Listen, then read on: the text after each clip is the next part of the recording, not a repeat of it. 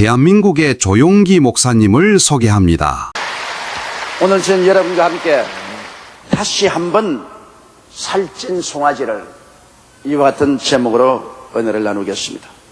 누가복음 15장 11절로 32절에 보면 탕자의 비유가 있습니다. 한 농부가 있었는데 두 아들을 길렀습니다. 그런데 둘째가 도시의 아름답고 현란함에 미혹되어서 아버지께 와서 내게 속한 분깃을 내게 주소서.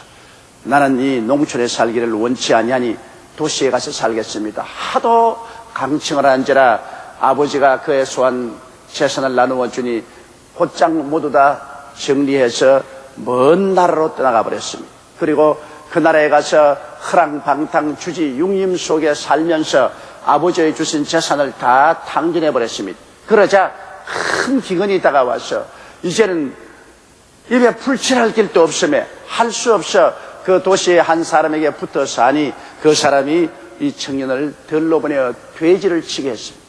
유대인에게는 돼지 치는 직업이 가장 비천한 직업입니다.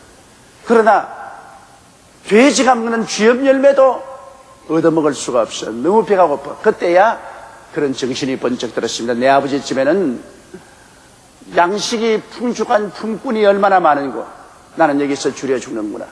내가 아버지께로 돌아가서 하늘과 아버지께 죄를 지은 것을 회개하고 돌아가리라.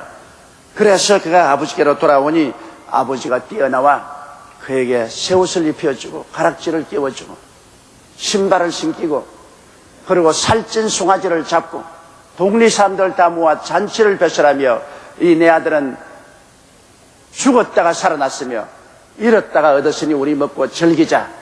그렇게 했다는 이야기가 있습니다. 오늘 우리 한국이 처한 처지가 바로 이 탕자와 같은 상황입니다.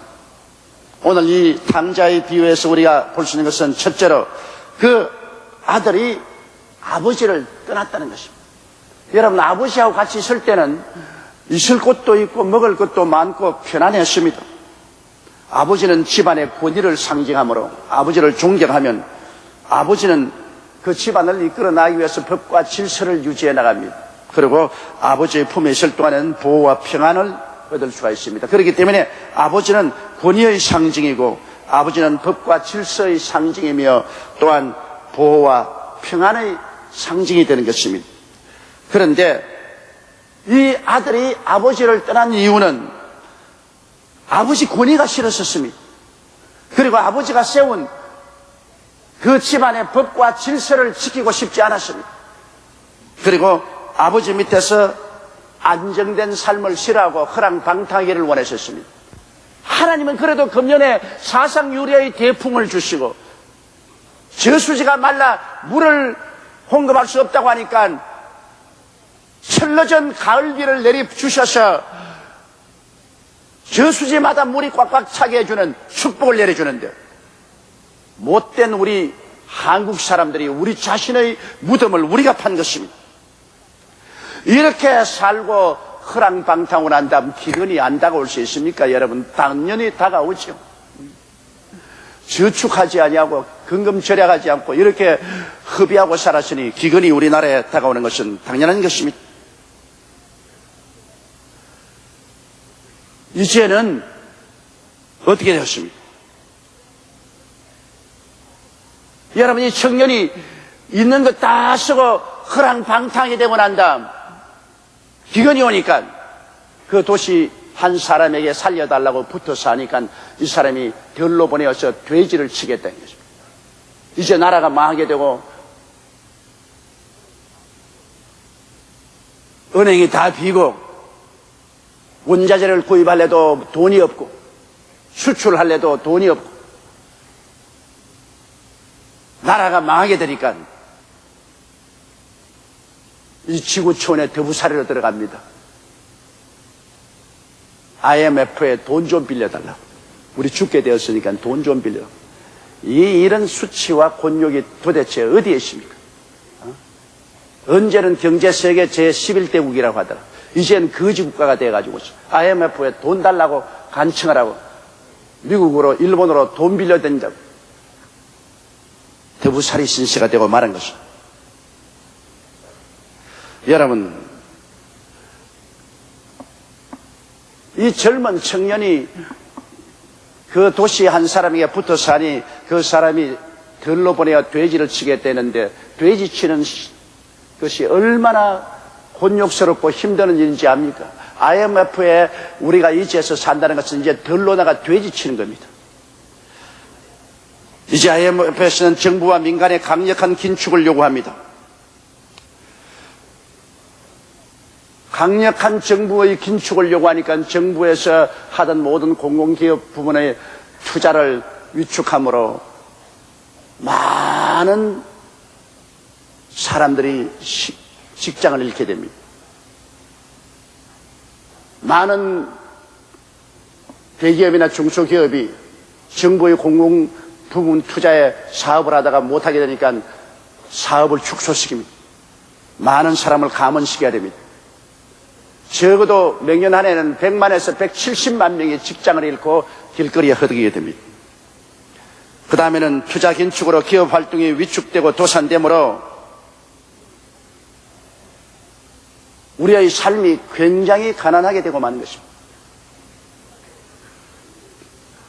물가가 여러분 다 올라가니 월급은 올라가지 않고 오히려 깎여짐으로 가만히 앉아서 생활이 30% 내지 50% 줄어져야 되는 것입니다. 우리의 삶이 이제는 광야에 가서 방황하는 그런 삶 속으로 전락하고 마는 것입니다. 이와 같은 어려움이 지금은 실감되지 않지만 명년부터는 뼈에 부딪히게 다가옵니다. 기름값 높아지자 모든 생필품 값이 다 높아집니다. 경제가 어려워지자 상거래가 잘 되지 않습니다. 물건이 팔리지를 않아요. 돈이 없으니까 사업 경영을 할 수 없어요. 악순환에 악순환이 다가올 것입니다. 이 청년이 광야에 가서 돼지를 키우는데 돼지 지음 열매도 먹기가 힘들다.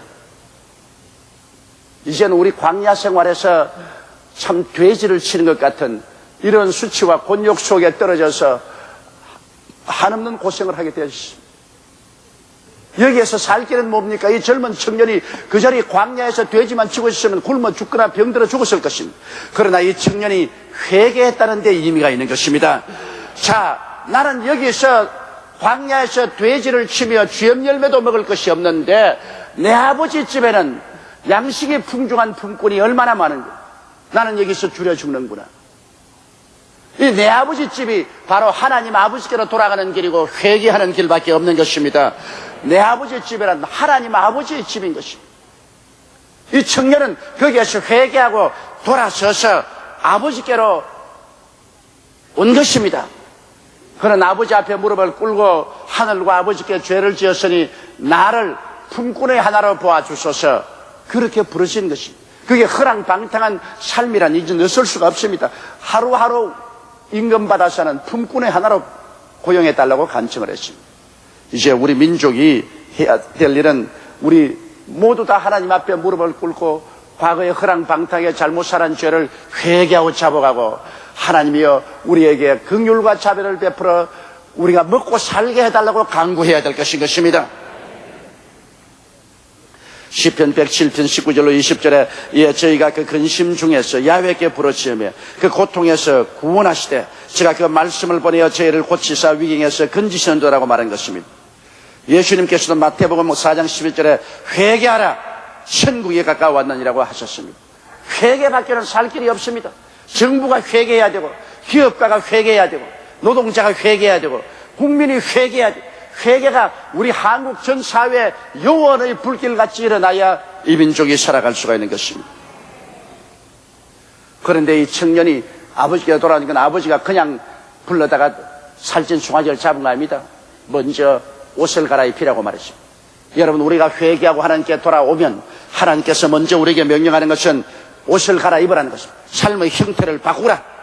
옛날에 입고 있던 옷 부정, 부패, 호화, 사치, 과습이, 방종, 게으름 등의 더러운 옷을 벗어라. 이거 벗지 않고는 하나님께서 우리를 돌봐줄 수가 없다는 것입니다. 우리 민족 전체가 냄새나고 찌들어지고 썩은 그러한 사상을 벌써 제껴야 됩니다. 회개해야 돼요. 부정부패가 회개 안 되는데 어떻게 나라가 살아갈 수 있어요? 호화사치, 낭비, 과소비가 해결 안 되는데 밑빠진 독에 물 붓기로 외국 빚을 자꾸 갖다 분들 무슨 소용이 있습니까? 방종하고 게으름이 없는데 어떻게 일해서 물건 팔아 이익을 남겨서 빚을 갚을 수가 있겠습니까? 낡은 옷을 벗어버리고 새 옷으로 갈아입어라. 정직하고 성실하고 근면하고 충성스러운 마음의 자세를 가진 새 옷으로 갈아입어야만 되는 것입니다. 요한계시록 3장 11절 18절에 보면 하나님께서 우리 한국을 보고 한 말씀입니다. 내가 말하기를 나는 부자라 부유하여 부족한 것이 없다 하나 내 곤고한 것과 가련한 것과 가난한 것과 눈먼 것과 벌거벗은 것을 알지 못하는도다. 내가 너를 권하노니 내게서 불로 연단한 금을 사서 부유하게 하고 흰옷을 사서 입어 벌거벗은 수치를 보이지 않게 하고 안약을 사서 눈에 발라 보게 하라. 민족적인 회의가 일어나서 우리의 모든 낡은 사고방식을 다 벗어 던져버리고 새로운 사고방식, 새로운 삶의 태도를 갈아입지 않고는 어떠한 제도를 갖다 놓아도 소용이 없고 얼마만한 돈을 IMF에서 빌려와도 그것은 밑빠진 독에 물붓기가 되고 마는 것입니다. 정신적인 자원 없이 물질적인 부흥이 있을 수가 없습니다.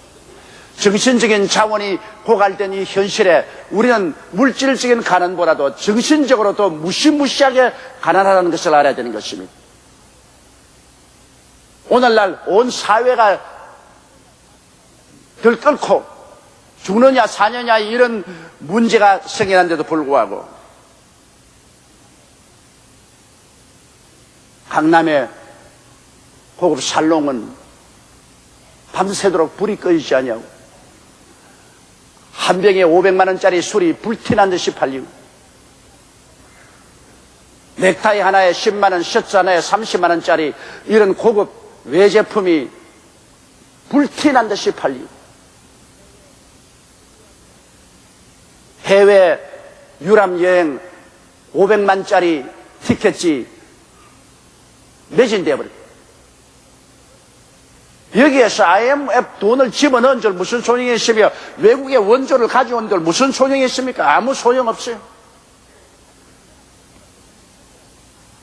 가죽 부대가 뚫어졌는데 거기에 아무리 술을 부어넣은 줄 무슨 소용이 있습니까? 새 술은 새 부대에 넣어야 되는데 부대가 터졌으니 이거 어떻게 합니까? 문제는 우리 민족 한 사람 한 사람이 가슴을 찢고 회개를 해야 되겠는데 회개를 안 하는 것이 문제인 것입니다. 다 말하면 이것은 너 탓이지 내 탓은 아니다.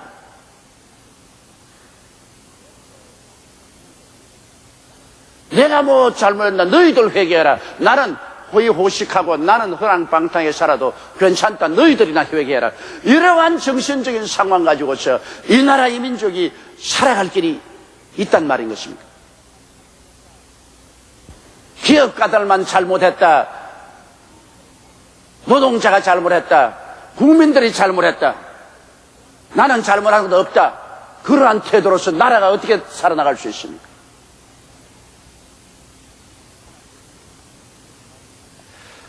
하나님께서는 지금 말씀하시는 것은 옷을 갈아입어라. 그러고 난 다음 옷을 갈아입으면 이게 젊은이에게 반지를 끼워주라고 말한 것입니다. 반지라는 것은 새 언약을 말하는 것입니다. 하나님 아버지께서 우리 반지되는 예수 그리스도를 통해서 새로운 언약을 주신 회개한 사람에게 새로운 언약을 주시지 회개하지 않은 사람에게 새로운 언약을 주지 않습니다. 이 아들에게 반지를 끼워라는 것은 이제 하늘나라의 백성이 되었다. 아버지가 축복해 주고 예배해 줄 수 있는 그 나라에 들어오게 되었다는 것입니다. 우리가 회개하면 하나님께서 우리의 새 언약의 반지인 예수 그리스도를 우리에게 보내주시는 것입니다.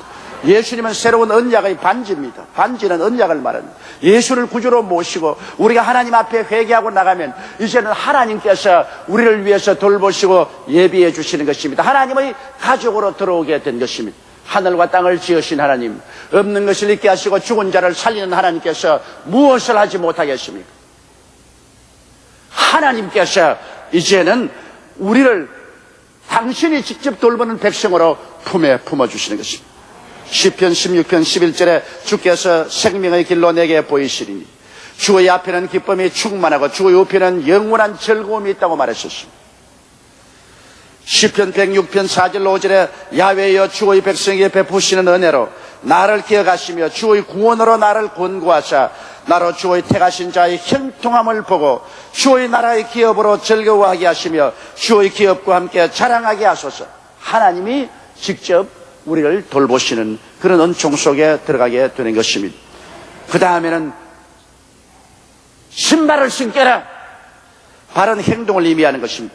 신발을 신긴다는 것은 이제 마음대로 사는 것이 아니라 하나님의 규범을 따라 행동하라는 것입니다. 즉 하나님의 계명을 지키며 살라. 성수주의를 하고 11조 드리고 말씀 공부하고 기도하고 하나님 증인으로서의 삶을 살고 빛과 소금의 삶을 살아라는 것입니다. 과거처럼 천방지축으로 자기 마음대로 맨발로 인생을 뛰는 그런 삶을 살지 말고 이제 하나님이 정해준 신발을 신고 살아요.